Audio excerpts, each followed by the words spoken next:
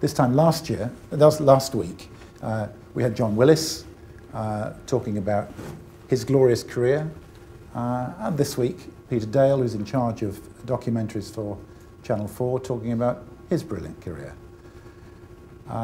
Peter and I bumped into each other in the early 80s when I ran a small BBC department, and I had this figure working on a programme about, studio-based programme about television called Did You See?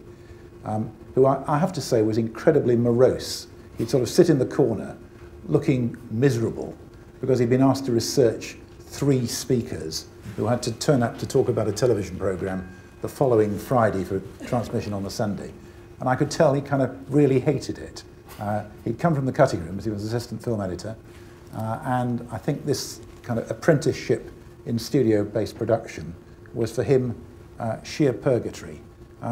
I mean, the good news, after we'd had that sort of meaningful discussion where we discussed, whether it was a good idea for him to, have a longer attachment or not, was that he acted as researcher on a major series called The Story of English.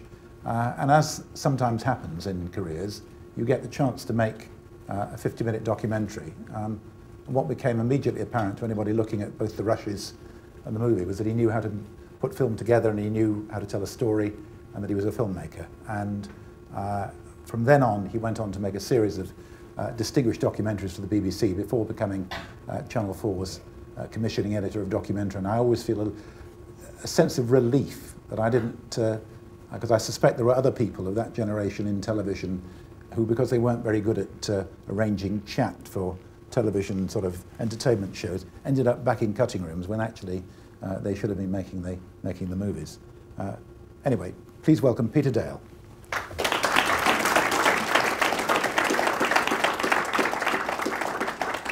Peter, let's go back a bit, and this is what I ask people at the outset, which is because there are many ways into this business. How did you get into it? Well, I left university and had decided that I wanted to get into television. And what did you read there? I read English literature, allegedly. That was the course name anyway. I didn't do a lot of work, I have to admit. I did quite a lot of reading.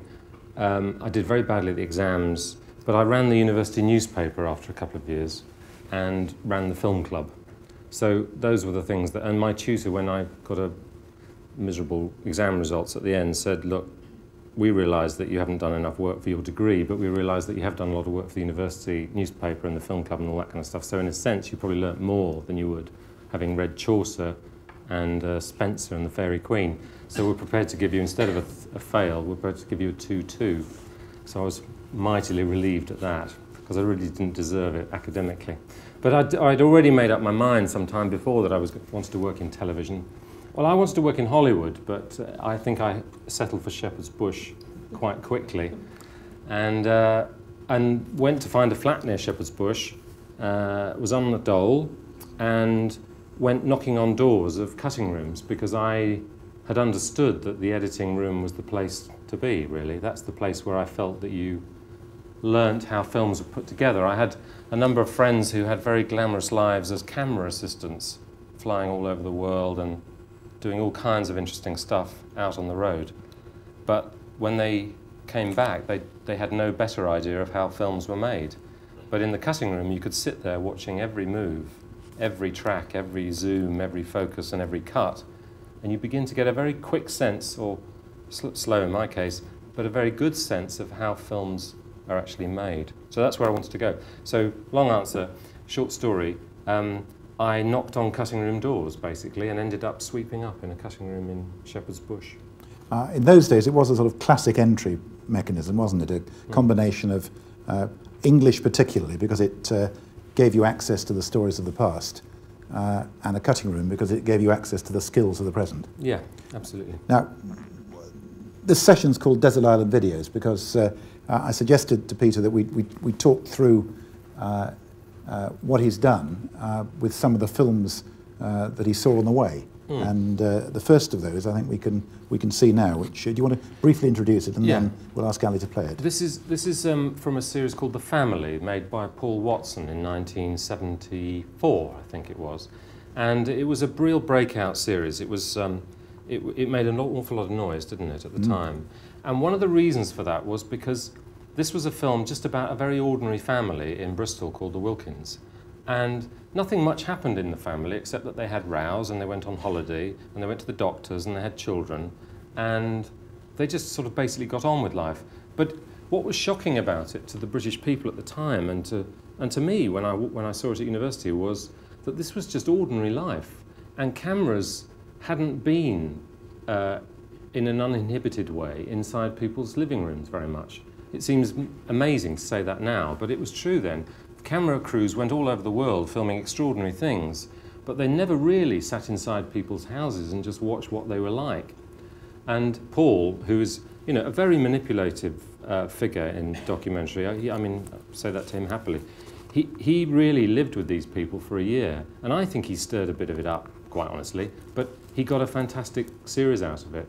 And I just want to show you a bit of it because, well, just to see what you think. The beginning of programme 6. Ali, can we play that first clip, please?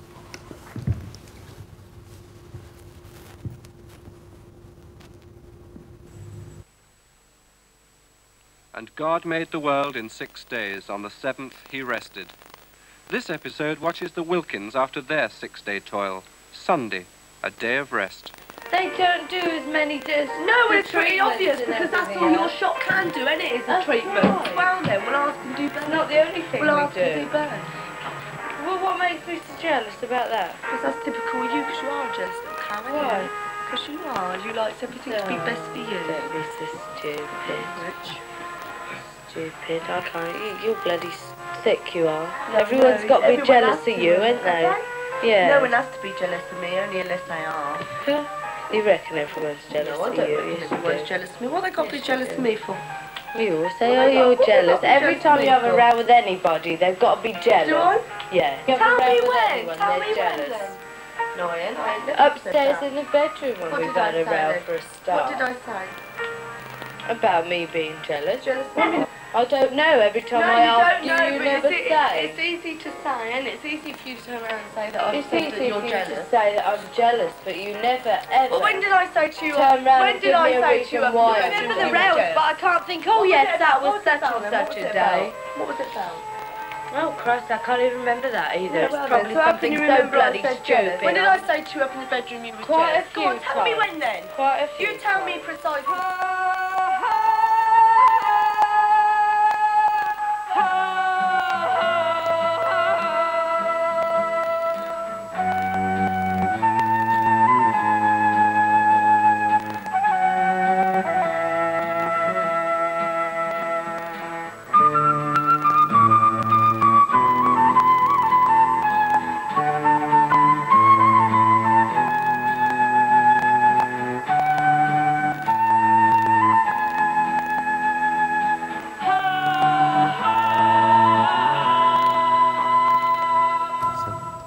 Okay, thanks.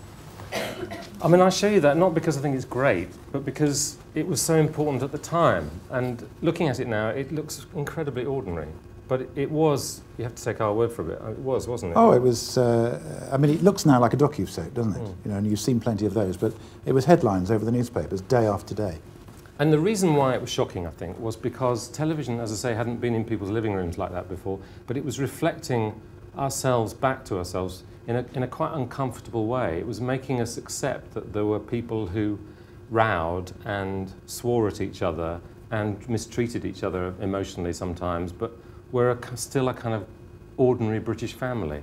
That's what was amazing about it. But it also made the raised issues about the role of the documentary maker, because Exactly. He, Paul Watson, knew the impact of showing that to millions and millions of people, but the family itself probably didn't realise it. Didn't quite, no. And what happened to them? They broke up, I think. And they became celebrities. Oh, they became. I mean, it was a. I mean,